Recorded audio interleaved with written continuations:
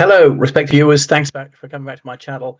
Well, I was mildly relieved for a few months. It was refreshing not to hear too much out of Meghan and Harry, but the Royal Court of the World, which, as you know, is based in Montecito, California, has finally got active again, and their Imperial Majesties have spoken up.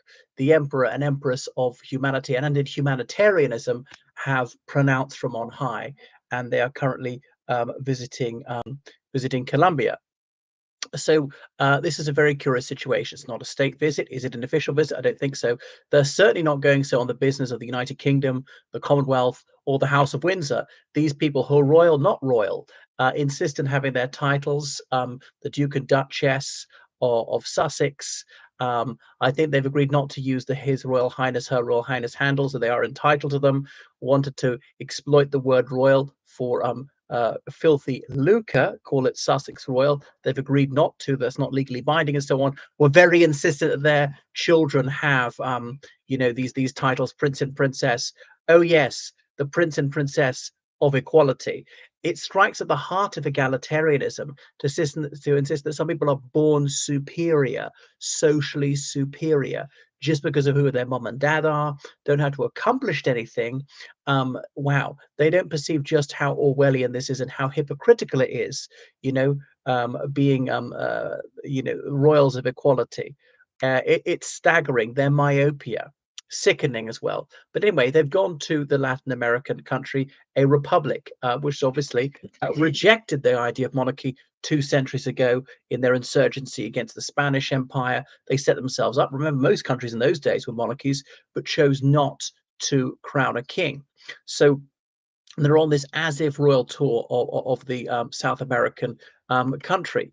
And there's all this drivel that is about uplifting communities. How does it uplift them? By two very egomaniacal, extremely wealthy, privileged people. That's the dirty word for the privileged people touring around, receiving fawning of people of other races.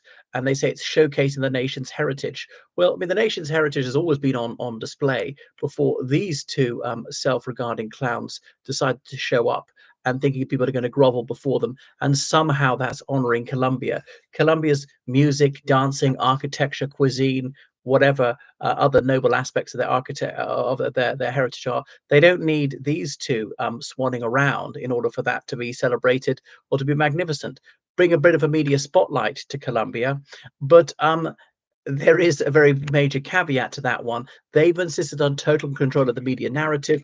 Only their pet journalists, only one media outlet allowed in.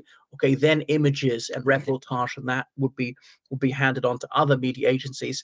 But that's why the rest of the media is not going to find out the real story. That's the idea, that these control freaks are in action, because they found that some disobliging things have been said about them over the last few years, and they are extremely intolerant, find that very hard to take. Prince Harry is obviously a sworn enemy of the free media. He's extraordinarily litigious. He's gone to law many times and sometimes won, as indeed as Meghan. So they cannot abide that anyone would say something which is not entirely in accordance with their self-image. So they have this very carefully curated image of them as fearless, self-sacrificing humanitarians. But these two multi-billionaires, Harry with his mostly inherited wealth, well over 20 million US dollars in today's prices, as well as being able to monetize his regal status, um, he never sees fit to give a penny of that to the deserving poor. Is all for himself. And as for someone who pontificates from on high about the wickedry of slavery and the need to pay a scythement, well, he doesn't settle his accounts with this one, because, of course, some of his family's money on both sides comes from slavery.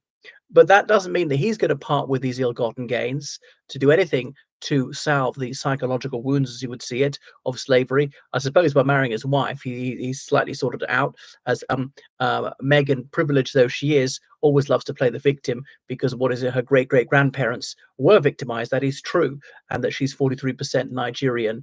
If you look up her DNA, supposedly, but she's only slightly blacker than I am, so she shouldn't be harp on about being a black woman so much. I'm going to call her a white woman because she is. She's as much white as she is black, actually slightly more. Anyway, but who is picking up the bill for all this? There's such as PR exercise for their own glorification, and they've been very cagey about that one. So these two extremely wealthy people are notoriously tight-fisted. Yeah. So is it some Colombian oligarch is doing it? We don't know. I don't know, but I think we ought to be told. Is it the vice president of Colombia who's receiving them and is supposedly get some reflected glory for them, thinking that some kudos accrues to her by hanging around with these two?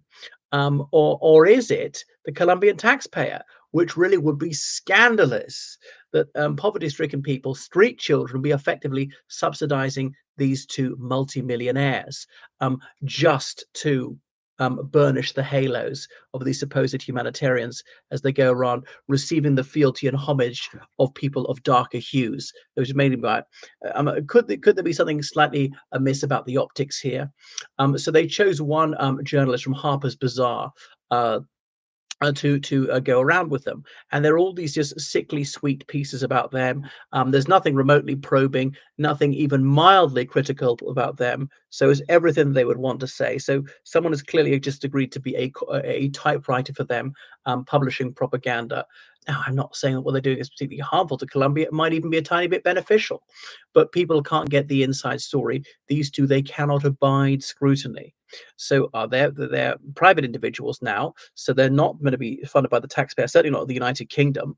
And I don't dispute their right to go to Colombia or the government of Colombia to invite them. I just find the whole thing deeply distasteful. So, who is paying for it, and why aren't they telling us? I suppose because they think it's very embarrassing. So, anyway, Prince Harry is banging on that must be online safety and social media. So interpretation, nobody can say anything that he disagrees with. And what else were their messages there at various symposia? They visited Bogota, the capital of the country, and they have to take down these online trolls who are going to aggravate interethnic asperities, such as happened after the little children were murdered in Southport, United Kingdom. Okay, so he wants more state censorship. And Archwell, his foundation is going to have something else to see about it. There was an Afro Women in Power event in Cali, Colombia.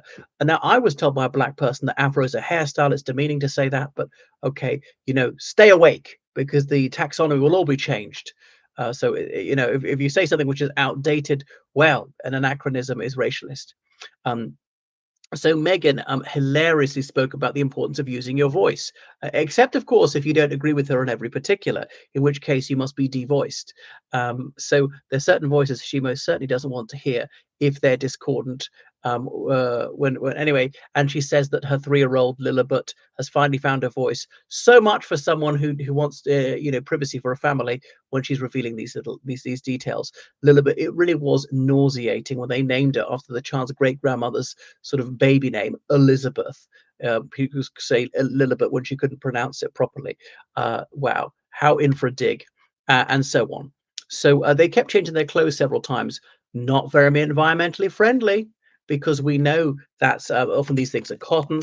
They use a lot of fresh water, which could be used to irrigate comestible crops and so on. So that's very bad for the planet. These two are extremely materialistic and self-regarding. You should have as few clothes as possible. I mean, I try not to buy more clothes, but that's partly out of sheer poverty, and indeed, I suppose, parsimony on my part.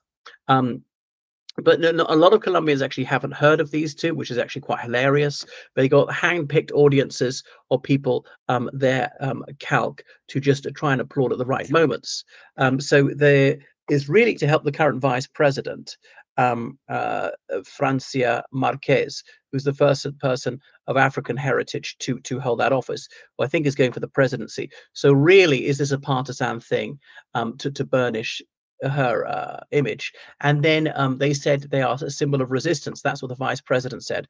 Really? Against who? Oh, how did he resist? He went to live in the mightiest country in the world, a very rich country, and spent $18 million cash on his mansion. How is that resisting? He's not exactly suffered. That's a normal life to him. It shows his class blindness. Rebellion? What? I don't really think so. I mean, wow, what a rebel without a cause. Yeah, it's like serving years in the gulag. and their latest Netflix series. So it's just all so full of self-celebratory guff, these two.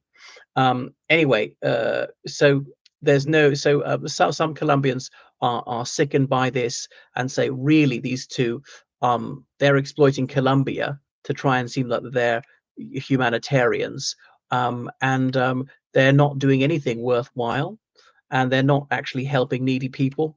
And they went to a town where people who freed themselves from slavery used to live. Okay, slavery is a terrible, terrible thing, but if you think it's so bad, why don't you say sorry for it, the Duke of Sussex, as you personally benefited from it generations later, and your family was in it up to their neck. You know, some of your ancestors were presidents of the Royal African Society. Its stock in trade was our own species. Anyway, thank you very much for watching my channel. Make sure you subscribe on Patreon, donate on PayPal, georgecallahan79 at gmail.com. Goodbye.